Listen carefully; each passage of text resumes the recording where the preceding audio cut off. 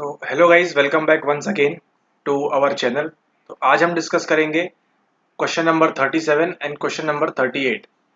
Alright, यहाँ भी कह रहा है एक समाज सेवी जिसने सामाजिक कार्य में MA degree MSW, MA degree किसमें की है? उसने की है एमएसडब्ल्यू के अंदर का प्रशिक्षण प्राप्त किया था।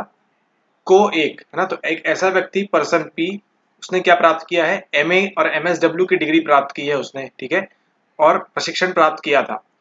को एक मनः चिकित्सक का सहायक बनाया गया। इसको किसका सहायक बनाया गया? एक मनः चिकित्सक का सहायक बनाया गया, जिसका काम क्या था?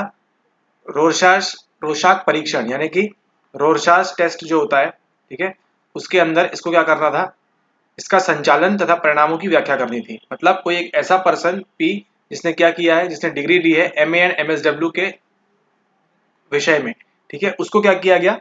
उसको बोला गया कि आपको रोशाक टेस्ट आपको यहाँ पे दिया हुआ है, जो रोशाक इंक ब्लॉट टेस्ट था, ठीक है, जो हम असेसमेंट के लिए इस्तेमाल करते हैं, उसमें उससे कहा गया कि क्या करना है उसको। उसका काम क्या था?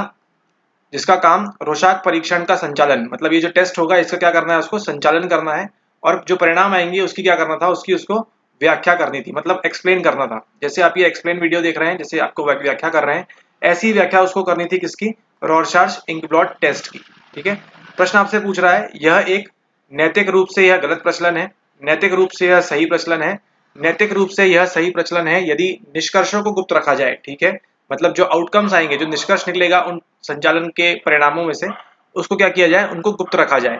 और डी में दिया है नैतिक रूप से, मतलब एथिकली। नैतिकता क्या है यहाँ पे? आपके एथिक्स, ठीक है, एथिकली यह प्रचलन सही है, ठीक है, यदि निष्कर्षों को मात्र रोग के निदान के लिए प्रयुक्त किया जाए। मतलब ये यहाँ पे कह रहे हैं कि जो रोग है, जो डिजीज है, उसके निदान के लिए अगर सिर्फ और सिर्फ इसका उपयोग किया जाए, ठीक है। तो करेक्ट आंसर क्या होगा इस केस में? Option number A is the correct answer, क्योंकि नैतिक रूप से यह गलत प्रचलन है।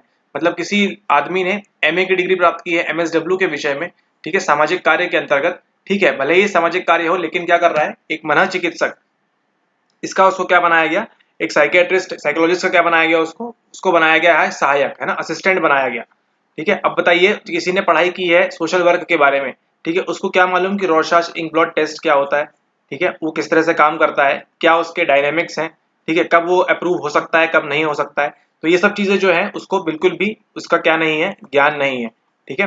तो वो उसके जो रिजल्ट आएंगे, जो भी संचालन करेगा, वो क्या हो सकता है? वो गलत हो सकता है, ठीक है। भले ही उसको क्या किया गया? सहायक बनाया गया, ठीक है। सहायक बनता, तब तक यहाँ तक प्रश्न सही था। अगर प्रश्न में यह नहीं दिया होता तो ये प्रश्न बिल्कुल सही था, का एक सहायक बनाया गया, ठीक है, तो बना सकते हैं सहायक। लेकिन क्या पूछ रहा है यहाँ पे? जिसका काम क्या है? रोशाक परीक्षण का संचालन। तो ये तो बिल्कुल गलत बात है ना। तो करेक्ट आंसर क्या होता है हमारा? करेक्ट आंसर होता है हमारा ऑप्शन नंबर ए, नैतिक रूप से यह क्या है? गलत प्रचलन है। ओके, करेक्ट आंसर है 37 का ऑप्शन नंबर ए, नैतिक रूप से यह गलत प्रचलन है, एथिकली रॉन्ग प्रैक्टिस, ठीक है। तो किसी कभी भी आप इस प्रकार के सवाल देखें तो उनको थोड़ा सा इस तरह से डिकोड करना स्टार्ट करें, ठीक है। अब अगला बात करते हैं, प्रश्न नंबर 38 कहता है अधिगमित विवशता। अधिगमित क्या होता है? अधिगम होता है आपका लर्निंग, ठीक है, और विवशता क्या होती है? कि जब हम किसी कारण किसी चीज को हम नहीं कर पाते हैं ना, हम विवश हो जाते हैं। मैं चाहता हूं लेकिन विवश हूं, क्योंकि मेरे पास क्या है? मेरे पास पैसे नहीं है, इसलिए मैं 10 रुपए की डेयरी मिल्क या चॉकलेट नहीं खरीद सकता, ठीक है, मैं विवश हूं। अगर पैसे होते तो आप खरीद लेते, ठीक है। यहाँ पे ये कह रहे हैं एक इसी प्रकार की विवशता की बात हो रही है, ठीक है, इसी प्रकार की विवशता की बात हो रही है, यानी कि लर्न हेल्पलेसनेस, ठीक है। मतलब यहाँ पे क्या हो रहा है? लर्न हेल्पलेसनेस आ गई है, उस समय पैदा होती है। मतलब अधिगमित विवशता कब उत्पन्न होती है, कब पैदा होती है? जब प्रत्याबल उत्पन्न करता है, ठीक है। आपको जो प्रत्याबल है क्या उत्पन्न करता है? दुश्चिंता। दूसरा दिया है क्रोध और आक्रामकता। तीसरा दिया है निवर्तन और उदासीनता। और चौथा दिया है अनियंत्रितता का भाव। तो इसमें से करेक्ट आंसर क्या होगा? यहाँ आपसे कह रहा है उत्पन्न करता है, ठीक है। तो इनमें से क्या लगता है आपको कि आप लर्न हेल्पलेसनेस, मतलब क्या होगा? आपके अंदर अधिगम का विवशता आ जाएगा कि आप इस चीज को नहीं सीख सकते हैं, ठीक है। जब प्रत्याबल, प्रत्याबल क्या है यहाँ पे? प्रत्याबल है आपका स्ट्रेस, ठीक है। तो इस प्रकार के जब आप नवीन नवीन शब्द देखें, है ना, तो स्ट्रेस को क्या आप प्रत्याबल के रूप में भी लिख सकते हैं, ठीक है।